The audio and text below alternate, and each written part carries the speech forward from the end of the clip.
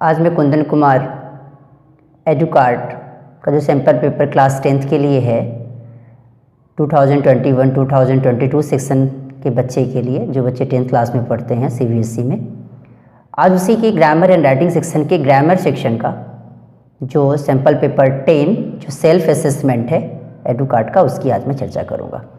ये क्वेश्चंस में होता क्या है कि 19 से 24 नंबर क्वेश्चंस तक 6 क्वेश्चंस हैं, जिसमें आपको 5 क्वेश्चंस के जवाब देने होते हैं और टोटली क्वेश्चंस आपके ग्रामर पर आधारित होते हैं। जो यहाँ इंस्ट्रक्शन भी दिया है कि answer any 5 out of the 6 questions bye selecting the most appropriate option for each. प्रत्येक में 4-4 ऑप्शंस आपको दिया गया है, अर्थात MCQ क्वेश्चंस है, इसके बारे में आप जानते भी हैं। इसमें MCQ में देखना है कि आज 4 ऑप्शंस आपके प्रत्येक क्वेश्चंस के लिए है। इसमें सेलेक्ट जो सही क्वेश्चन का आंसर होगा उसको आपको सेलेक्ट करके इसका आंसर देना है। कहता है कि sir when does you be able to spare some time for it। कहता है कि सर आप इसके लिए आपके लिए कि टाइम कब खाली आप करेंगे। नहीं तो आप जानते हैं कि बड़े लोगों के लिए जब अगर ऐसा कुछ पूछना होता है तो इसके लिए किसका इस्तेमाल करते हैं, वुड का। नहीं, क्योंकि अभी भी आप यहाँ देख भी रहे हैं, यहाँ वुड लगाएंगे तो उसका सही आंसर आपका क्या हो जाएगा, वुड की स्टडी हम करेंगे। ठीक है, तो 90 नंबर का क्वेश्चन का आंसर क्या हो गया, B number. Science that Tate's favourite subject while English dash Jenix's favourite. तो कि साइंस जो जितने सारे सब्जेक्ट होते हैं सारे सब्जेक्ट का नाम सिंगुलर पोर्शन में इस्तेमाल किए जाते हैं, लेकिन अभी आप देख भी रहे हैं साइंस है, साइंस में किसका इस्तेमाल करेंगे, साइंस जो है वो टेट्स का फेवरेट सब्जेक्ट है, जबकि इंग्लिश जेनिक्स का फेवरेट सब्जेक्ट है। इसलिए यहाँ पर भी मैं देखूँगा कि साइंस इज़ लगाएंगे, और वाइल इंग्लिश में भी, इंग्लिश जब सब्जेक्ट एक सिंगुलर रूप में आएगा तो इसलिए इंग्लिश वाले में भी इज़ लगाएंगे। इसलिए सही आंसर आपका क्या हो जाएगा, 20 का B नंबर। ठीक है, 21 नंबर में आते हैं। कहते हैं कि आज फार एज, जहाँ तक कि मुझे आई रिमेंबर, जहाँ तक कि मुझे याद है, he dash have boarded the should train on Christmas Eve. नहीं, वह क्या कर सकते हैं, तो जहाँ तक कि मुझे पता है कि वह हो सकता है कि आप उस दिन वो किस दिन ट्रेन पकड़ेंगे, तो क्रिसमस ईव के दिन वो ट्रेन पकड़ेंगे। नहीं, तो इसलिए यहाँ पे बोर्ड का जो मतलब, बोर्ड का मतलब होता है पकड़ना या चढ़ना। नहीं, ये में चढ़ना का सेंस लगाते हैं। तो यहाँ ही जो है वो संभावना को शो करता है, तो संभावना के लिए हम किसका इस्तेमाल करते हैं, मे और माइट का, जिसमें आपको ये भी पता है कि लेस संभावना को शो करने के लिए किसकी यूज़ करते हैं हम, तो माइट का। इसलिए सही आंसर आपका क्या हो जाएगा, माइट। ठीक है, अब हम आते हैं कि I had to live in Florida and California for many years. मुझे बहुत दिनों तक फ्लोरिडा और कैलिफोर्निया में रहना पड़ा, बिकॉज ऑफ माई स्टडीज़, क्योंकि किस कारण, मेरी स्टडीज़ के कारण। But I don't like dash state much, लेकिन मैं उसे किसी भी स्थिति में मैं उसको पसंद नहीं करता। ठीक है, तो यहाँ देख रहे हैं क्या कि दोनों स्थिति की बातें हो रही है।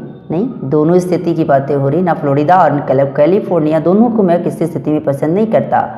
ठीक है, तो इसलिए में से दोनों में से किसी एक स्टेट को भी मैं पसंद नहीं करता। तो इसलिए यहाँ पे क्या हो जाएगा, दो में से कोई एक के लिए किसका स्टडी करते हैं हम, तो इधर लगाएंगे। ठीक है, अगर इसी में से दोनों को पसंद अगर मैं नहीं करता तो इसलिए कंडीशन में हम क्या लगा देंगे, नीदर लगा देंगे। लेकिन दोनों में से कोई एक को मैं पसंद नहीं करता, ठीक है, तो इसलिए यहाँ पे इधर का इस्तेमाल हम कर रहे हैं।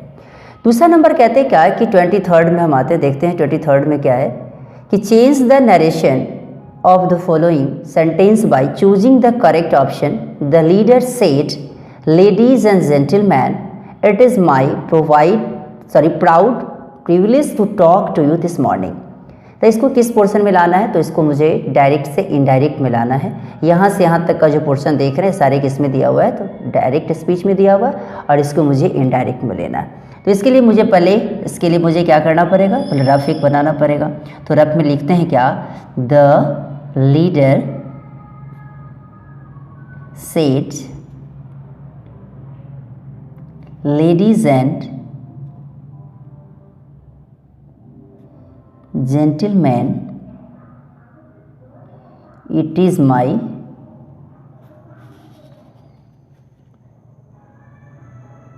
proud privilege to talk to you this morning। ठीक, चलिए अब मैं इसकी चर्चा करता हूँ। ठीक है, अब आपको इसमें देखना क्या है कि इसको हम बनाएंगे कैसे। यहाँ से यहाँ तक के पार्ट को हम क्या कहते हैं, रिपोर्टिंग स्पीच। रिपोर्टिंग स्पीच, ठीक है। और यहाँ से यहाँ जितने सारे पार्ट्स अभी आपको दिखाई दे रहा है, यहाँ से यहाँ तक, यहाँ से यहाँ तक, ये सारे पार्ट को हम क्या कहते हैं, रिपोर्टेड स्पीच कहते हैं। ठीक है, चलिए इसमें क्या हो रहा है कि इसको किसी न किसी को एड्रेसिंग किया जा रहा है। ठीक है, तो जब किसी को एड्रेसिंग किया जाएगा तो आप समझते हैं क्या करेगा, लीडर ये क्या करेगा, एड्रेस्ड करेगा। क्या अगर कोई सेट है तो सेट में पास्ट टेंस में जाएगा, तो पास्ट टेंस में जाएगा तो पहले हम देखते हैं क्या है कि पहले ये क्या करेगा लीडर, तो पहले इसको एड्रेस करेगा, जो कि यहाँ पे अभी आप देख रहे हैं कि यहाँ पर दिया भी है कि क्या करेगा, वो पहले एड्रेसिंग करेगा। ठीक है, तो एड्रेसिंग द ऑडियंस। ठीक है, आप इसमें लिखेंगे कि इसका सही आंसर क्या बनेगा, एड्रेसिंग द ऑडियंस। कौन, तो द लीडर। देख रहे ना, द लीडर यहाँ दिया है ना, the leader, the leader, sorry the leader said. ठीक है, अब क्या दिया, क्योंकि सेंटेंस आप देख रहे हैं कि यहाँ ये अभी तो अपने आप में सेंटेंस असर्टिव मोड में चल रहा है, लेडीज एंड जेंटलमैन, तो इसको इन्वर्टेड कॉमास को खत्म करने के लिए किसका इस्तेमाल करेंगे, दैट को। किसका इस्तेमाल करेंगे, दैट। अब यहाँ जो देख रहे हैं आप, इज है, इज ये प्रेजेंट कंटिन्यूअस इज है, तो इसको किसमें मुझे लाना पड़ेगा, तो इट, दैट के बाद हम क्या लगाएंगे, इट। थर्ड पर्सन तो नो चेंज होता है, तो इट का इट ही छोड़ दिए। अब यहाँ इज है, इसके साथ किसका इस्तेमाल करना पड़ेगा, वॉज का। अब जो देख रहे हैं हिज है, थर्ड पर्सन, तो ये भी थर्ड पर्सन किसमें, तो थर्ड पर्सन यहाँ पे आप देख रहे हैं माई है, यह माई जो कि फर्स्ट पर्सन किसके अनुसार, तो सब्जेक्ट के अनुसार। तो यहाँ सब्जेक्ट क्या है, लीडर, तो लीडर के लिए किसका इस्तेमाल करेंगे, ही के लिए कौन सा पोसेसिव एडजेक्टिव आ जाएगा, हीज। हीज के बाद क्या लग जाएगा, ये प्राउड। प्राउड के बाद फिर क्या हो जाएगा, प्रिविलेज। टू टॉक, टू, फिर सेकेंड पर्सन, फिर किसके अनुसार, ऑब्जेक्ट के अनुसार। तो लेडीज एंड जेंटलमैन ये इसका ऑब्जेक्ट है, तो ऑब्जेक्ट लेडीज एंड जेंटलमैन कितना, मोर देन टू, तो इसलिए इसका हम क्या लगा देंगे, यू की जगह पर दिम लगाएंगे। ठीक है, दिस का क्या बन जाता है, दैट। उसके बाद इसका क्या बन जाएगा, मॉर्निंग। यही आपका, अब इसका देखते हैं क्या किस प्रकार का ऑप्शन किस में दिया हुआ है, एड्रेसिंग द ऑडियंस। ठीक है, तो देखना पड़ेगा एड्रेसिंग द ऑडियंस इसमें कोई है क्या, इसमें नहीं, बी सी डी में नहीं है, ए वाला में चेक कर लेते हैं। हाँ, ए में देखिए क्या दिया है, addressing the audience the leader said. ठीक है, यहाँ पर भी आप देखिए कि addressing the audience the leader said that it was his proud privilege to talk to them that morning. ठीक है, तो आपका ऑप्शन नंबर कितना सही हो गया, तो मेरा ऑप्शन नंबर ए नंबर जो क्वेश्चन है वो मेरा सही हो गया। ठीक है, इसलिए यहाँ का आंसर क्या हो जाएगा, सही आपका 23 का ए हो जाएगा। ठीक, अब हम आते हैं किसमें, 24 नंबर क्वेश्चन में। ठीक है, 24 में क्या कहता है, change the narration of the following sentence by choosing the correct option. A teacher says. चलिए ठीक है, फिर अब क्वेश्चन आगे किस में चलते हैं हम, तो ये स्पीच में दिया हुआ किसमें, तो डायरेक्ट स्पीच में। A teacher says a country can't by B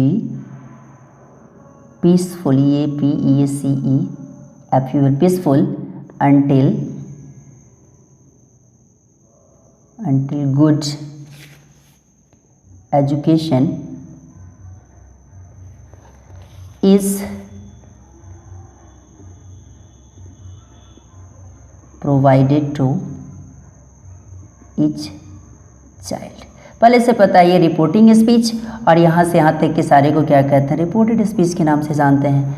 दूसरा में पहले से आपको पता है कि जब कोई भी रिपोर्टिंग स्पीच जब अगर प्रेजेंट टेंस में हो तो रिपोर्टेड स्पीच में कोई बदलाव नहीं होता है। ठीक है, तो हम क्या लगा देंगे, अ टीचर सेज दैट, नहीं, अ टीचर सेज दैट। ठीक है, अ कंट्री, क्योंकि डैट का इस्तेमाल हम यहाँ क्यों कर रहे हैं, क्योंकि यहाँ मुझे इन्वर्टेड कॉमास को हटाना था। Can not be peaceful until good education is, क्योंकि इसमें कोई बदलाव तो होना नहीं है, is provided to each child. अब इस प्रकार का ऑप्शन मुझे देखना पड़ेगा कि ऑप्शन इसमें कौन है जो मुझे मिल रहा है ऐसा।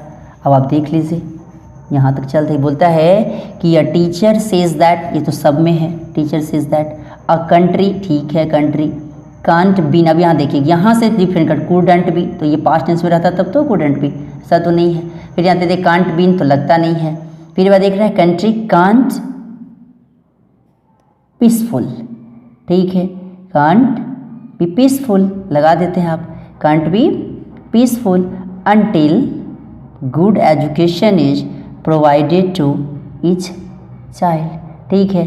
तो यहाँ हम किसका इस्तेमाल करेंगे, ये इस प्रकार का ऑप्शन जो आपको मिल रहा है, a teacher says that a country can't be peaceful until good education is provided to each child, जो कि आपका ये सही आंसर इसमें किसमें है, तो डी नंबर ऑप्शन में। जब इस प्रकार के क्वेश्चन को देखेंगे तो आपको डी नंबर में सेम यही वाला मिलेगा जो अभी आप यहाँ देख रहे हैं। तो इसलिए 24 का आंसर कितना हो जाएगा, 24 नंबर क्वेश्चन का आंसर डी हो जाएगा, ठीक है। इसी प्रकार के वीडियो को देखने के लिए आप मेरे चैनल को लाइक एंड सब्सक्राइब करना ना भूलें। और मैं अगली वाला जो इसका बचा हुआ जो 11 नंबर सैम्पल पेपर का जो ग्रामर एंड राइटिंग सेक्शन का जो ग्रामर पोर्शन है, मैं पुनः फिर इसको आपके वीडियो लिंक पे मैं डालूंगा।